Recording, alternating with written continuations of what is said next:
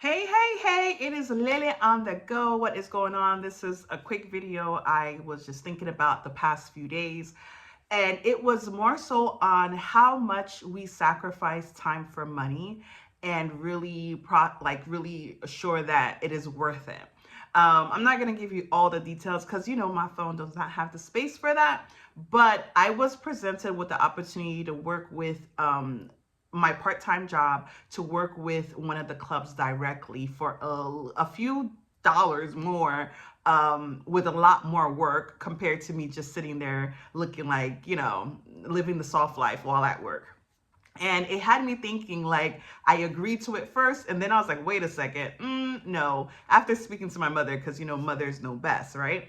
And I wanted to share like some of the things that I didn't think about. Well, I did think about some of them, but other things that after I really processed, it was not worth me going in and doing a lot more work for just a little bit more pay.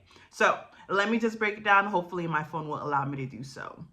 So the biggest thing is, like, for me was, does it add up? Was the dollar amount that I was getting working under my normal employer compared to the club directly, does it really add up? And because it was presented to me like kind of like out of the blue, just because it was a lot more than I normally would have gotten, I was like, oh yeah. However, not really thinking about the amount of work. So for me, it's more like, does the number of the amount of work they want you to do and the dollar amount, is it really just justifiable?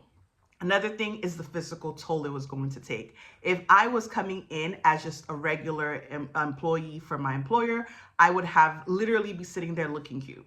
However, the club wanted me to come and serve and clean up and do all this stuff, and it would have taken a lot more physical toll on me that I wouldn't have cared for, because I would be working 7 days a week and I did not want the additional hard labor. Sorry to say, but that wasn't going to be for me. So that was another thing. So think about like the physical toll that work or that proposal is going to cost on you. Another thing is who wins, because for me, it felt like my employer would win because they wouldn't have to pay me. The club would win because they would be paying me just a little bit more and getting a lot of work from me. However, I wouldn't be winning. I wouldn't be winning in more money, like a big change of money and physical work. So no, you have to think about of who is winning when you're presented with an opportunity or an offer. Because if you're not winning a little bit and everybody else is gaining, that's something to consider. Especially when I know when I was buying my house, I always, everybody is like, oh, maybe put a higher offer, or, consider this neighborhood because it's more, more ideal or secure or whatever the case might be. But you really have to think the bank gets a bigger cut because you paying a higher, more, you're paying for a higher costly house. The realtor gets a bigger commission. So you have to really think about who wins and if you win a good amount in the whole process and the whole proposal.